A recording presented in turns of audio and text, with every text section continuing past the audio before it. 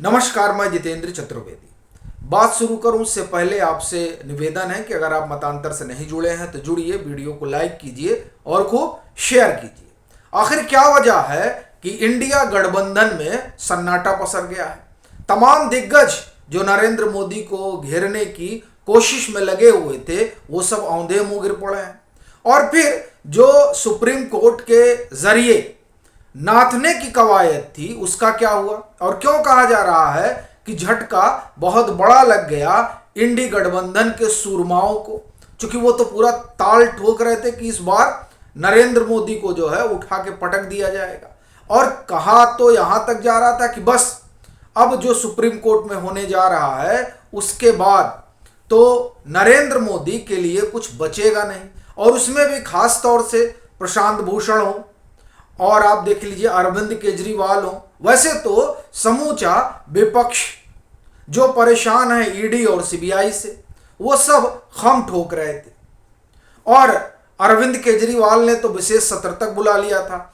अपने दाग धुलने के लिए नरेंद्र मोदी पर ही कीचड़ उछाड़ने लगे और अडानी के बहाने घेरने लगे, और फिर ये बताने लगे कि देखिए ईडी का किस तरह से दुरुपयोग हो रहा है। और ज्यादा दूर क्यों जा रहे हैं आप, अभी पीछे सत्यपाल मलिक के साथ जो राहुल गांधी ने परिचर्चा की, वैसे तो उसे कहा जा रहा है साक्षात्कार, तो हम भी साक्षात्कार ही कह देते हैं। उसका हासिल क्या कुछ रहा कि अभी हम लोग बात कर रहे हैं और हमारे पीछे ईडी आ जाएगी।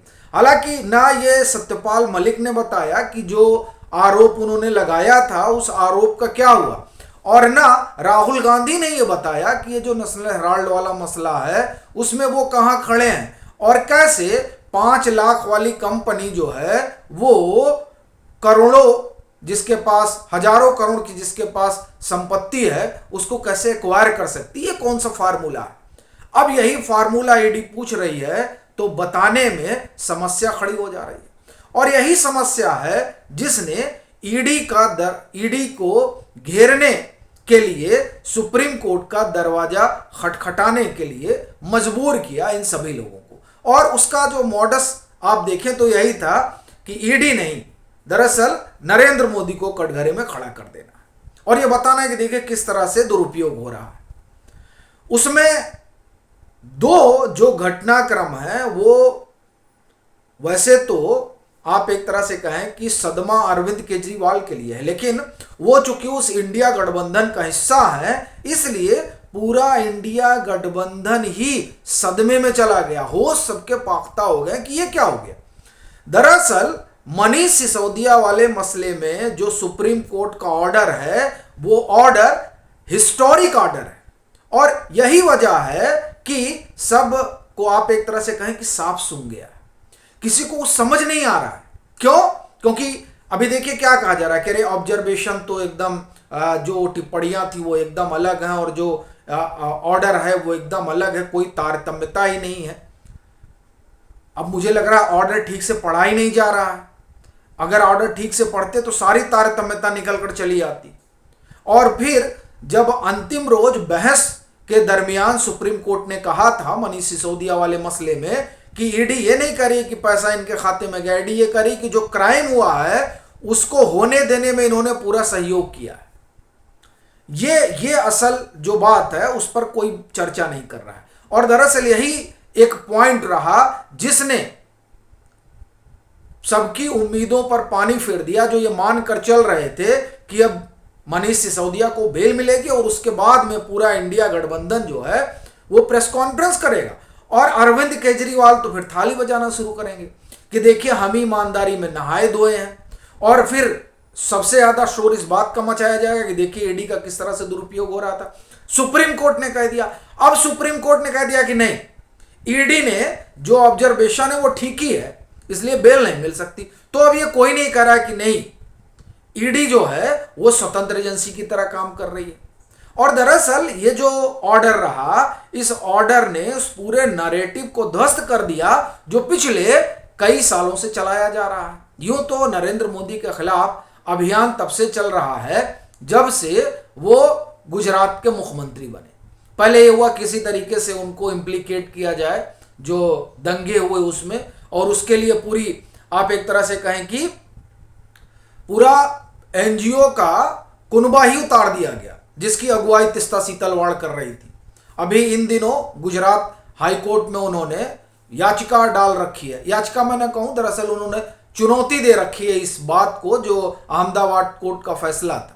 अहमदाबाद कोर्ट ने क्या फैसला दिया था, इन्होंने वहां याचिका दाखिल की थी कि ये जो मामला हमारे ऊपर चल रहा है फर्जी एविडेंस गढ़ने का, इसको जो है ये एफआईआर क्वेश कर दिया जाए। तो अहमदाबाद कोर्ट ने खारिज कर दिया था उनकी ये बात को। तो उसी को अभी लोग गुजरात हाई कोर्ट में चुनौती दी है, तो वहां सुनवाई चल रही है। गुजरात हाई कोर्ट ने मांगा है कि वो तमाम आप दस्तावेज दीजिए। तो आप देखिए कि उसमें ये अगुआ रहे नरेंद्र मोदी के खिलाफ अभियान चलाने में। और जो उस समय नरेंद्र मोदी के साथ खड़ा हो गया, आर.के. राघवन कमेटी की रिपोर्ट, आप देखिए आर.के. राघवन का सांस लेना दूभर कर दिया था इन लोगों ने। उन्होंने अपनी किताब में तमाम बातें लिखी हैं कि किस तरह से ये दबाव बन रहा था, कोशिश हो रही थी कि साहब क्लीन चिट वगैरह ना मिल पाए, लेकिन जब मिल गया तो तमाम केस चलने लगे, मतलब जिसका जो मन को पीआईएल डालने लगा। और पीआईएल का सबसे बड़ा खेल अगर आप कहें तो वो तो तिस्ता सीतलवाड़ की तरफ से देखा जा रहा है कि किस तरीके से ये 2002 वाला मसला बर्निंग बना रहे, उसके लिए किस किस तरह की कवायद हुई। और इसीलिए एम खानविलकर की खंडपीठ ने कहा था कि ये कोशिश है कि जो है ये पोटैटो उबलता रहे पॉलिटिकल, इसलिए ऐसे लोगों को इनके ऊपर कार्रवाई होनी चाहिए। और फिर उसी के बाद जो है उनके तिस्ता सीतलवाड़ के ऊपर एफआईआर वगैरह हुआ। फिर जो उनको सुप्रीम कोर्ट से राहत वगैरह मिली वो तो एक अलग मसला है। अपना कहना यह है कि ये जो सिलसिला है ये सिलसिला नया नहीं है नरेंद्र मोदी को घेरने का। आपको ध्यान होगा किस तरह से 2018 में राहुल गांधी राफेल पर उड़ रहे थे और अभी अडानी को लेकर उड़ रहे हैं। और फिर महुआ मोइत्रा वाले प्रकरण से यह बात निकल कर आई कि किस तरीके से कई सांसद जो है वो चीजें आगे बढ़ा रहे थे, आरोप है ये।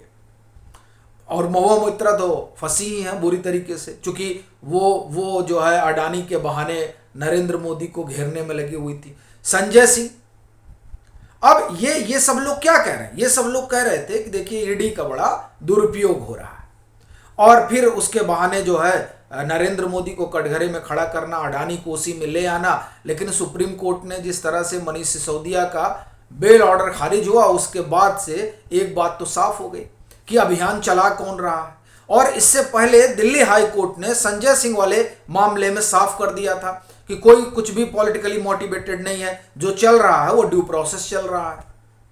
इससे और पहले थोड़ा जाए तो ईडी के डायरेक्टर को लेकर प्रोसीजर तय होना चाहिए, गए थे प्रशांत भूषण, कोर्ट ने कह दिया ऐसा हम कुछ नहीं करेंगे, जाइए। उससे थोड़ा सा पीछे जाएं तो सेंथिल बालाजी वाले मसले में सुप्रीम कोर्ट तक गुहार लगी थी। सुप्रीम कोर्ट ने कहा कि नहीं, जो ईडी कर रहा है सब ठीक है। अभिषेक बनर्जी वाला केस आप ले लीजिए, उसमें भी ईडी ने सुप्रीम कोर्ट ने कहा कि अभी तो जांच शुरू ही हुई है, उसी में कहां से हस्तक्षेप कर दिया जाए। इस तरह से आप देखिए तो ऐसे कई मामले हैं। कुछ एक मामलों में ऑब्जर्वेशन सुप्रीम कोर्ट का ईडी को लेकर अलग रहा है, मतलब तीखी टिप्पणी हुई है। लेकिन अभी जो तमाम चीजें दिखाई दे रही हैं, और खास तौर से मनीष सिसोदिया वाला मसला, क्योंकि मनीष सिसोदिया वाले मसले में आप ये मान कर चलिए कि अगर ईडी की स्थिति कमजोर होती तो सुप्रीम कोर्ट में ईडी ठहर नहीं पाती और इनको तुरंत बेल मिलती। और ये यहां से फिर कहानी शुरू होती इस बात को लेकर कि देखिए नरेंद्र मोदी तानाशाह हो गए। अच्छा, आप एक चीज देखिए कि क्या कैसी तानाशाही है कि एक शख्स के खिलाफ पिछले 20 साल से अभियान चलता है। चलिए, जब वो गुजरात के मुख्यमंत्री थे तो कुछ नहीं कर सकते थे, जब लुटियन में अभियान चलता था, लेकिन अब तो प्रधानमंत्री, और प्रधानमंत्री हैं उसके बाद में भी रोज ये कहा जाता है कि तानाशाह है, रोज नरेंद्र मोदी के खिलाफ कुछ न कुछ आता रहता है, वो सब जग जाहिर है। लेकिन उसके बाद में भी ये तानाशाही है कि किसी पे कुछ होता नहीं है। और इस मैं बाबत अगर कहूं तो जो वरिष्ठ पत्रकार है नीरजा चौधरी, उनकी किताब आई है, अच्छी किताब है।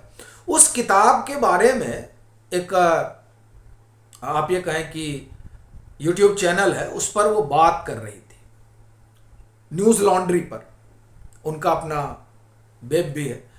तो वहां ये सवाल पूछा गया कि देखिए किस तरह का माहौल है, अब तो ये अघोषित आपातकाल है। तब नीरजा जी ने कहा कि नहीं, ये तो नहीं कहा जा सकता, क्योंकि अगर ऐसा होता तो हम और आप यहां इस मंच पर बैठकर इस तरह से बात नहीं कर सकते थे। यानी आप देखिए कि हर स्तर पर सरकार से ज्यादा नरेंद्र मोदी को कटघरे में खड़ा करना और शिकंजा कसने की कवायद में जुटे रहना।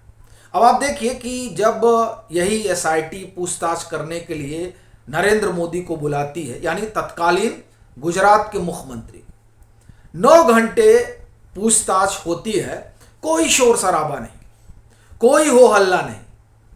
लेकिन अभी जब ईडी ने बुलाया नेशनल हेराल्ड मसले में राहुल गांधी को, सोनिया गांधी को, तो लगा कि आसमान ही गिर पड़ा है। अरविंद केजरीवाल को बुलाया तो लगा कि साहब अब तो जो है प्रलय आ गया है। मनीष सिसोदिया है, संजय सिंह को देखिए, इधर हेमंत सोरेन को देखिए, मतलब कई ऐसे नेताओं की फहरिस्त है लंबी, जिनको एजेंसियां बुला रही हैं तो एक ही नैरेटिव बढ़ने की कोशिश हो रही है, लेकिन वो नैरेटिव ध्वस्त हो गया है। अभी लगे हुए हैं कि अब जो है इलेक्टोरल बॉन्ड्स पर सुनवाई होगी और उस सुनवाई में सरकार को उल्टा टांग दिया जाएगा और फिर नरेंद्र मोदी जो है उनका वो कटघरे में खड़े हो जाएंगे। बड़ा सवाल यह है कि इलेक्टोरल बॉन्ड्स को लेकर जो प्रशांत भूषण सरीखे लोग पेश हो रहे हैं और जिस पर तमाम दिग्गज सवाल उठा रहे हैं, दरअसल उनकी पार्टी को पैसे कहां से आते हैं, यह भी एक अपने आप में सवाल है। डीएमके, आम आदमी पार्टी, जदयू, ये सब क्षेत्रीय दल है। आम आदमी पार्टी चलिए राष्ट्रीय उनको मिल गया है, लेकिन इन सबको कहां से पैसे आ रहे हैं? आप फिर देखिए टीआरएस, उसके बाद में आप जाइए जगन मोहन रेड्डी, कांग्रेस बताए ना कि कहां से आ रहे हैं। दरअसल ये एक ऐसा मसला है जिसमें सबका अपना जो है हित लाभ छिपा हुआ है। लेकिन अपना कहना यह है कि ये जो नरेंद्र मोदी को घेरने की कवायद चल रही है, उस कवायद को एक बार फिर धक्का लगा है। बाकी अभी तो ईडी को लेकर बहुत कुछ चीजें हो रही हैं कि किस तरह से ईडी और सीबीआई पर एक तरह से कहें कि शिकंजा कसा जाए, और इसीलिए सुप्रीम कोर्ट का दरवाजा खटखटाया गया है। लेकिन फिलहाल जो अभी तक की नजीर है वो तो यही बता रही है कि हाथ कुछ लगेगा, ये कहना थोड़ा मुश्किल है। बाकी अभी तक तो जो कोशिश रही हाथ बांधने की, वो बांधने वाले खुद बंधे हुए नजर आ रहे हैं। आपकी अपनी क्या राय है, जरूर साझा करिए, और मतांतर से अगर आप नहीं जुड़े हैं तो जरूर जुड़िए।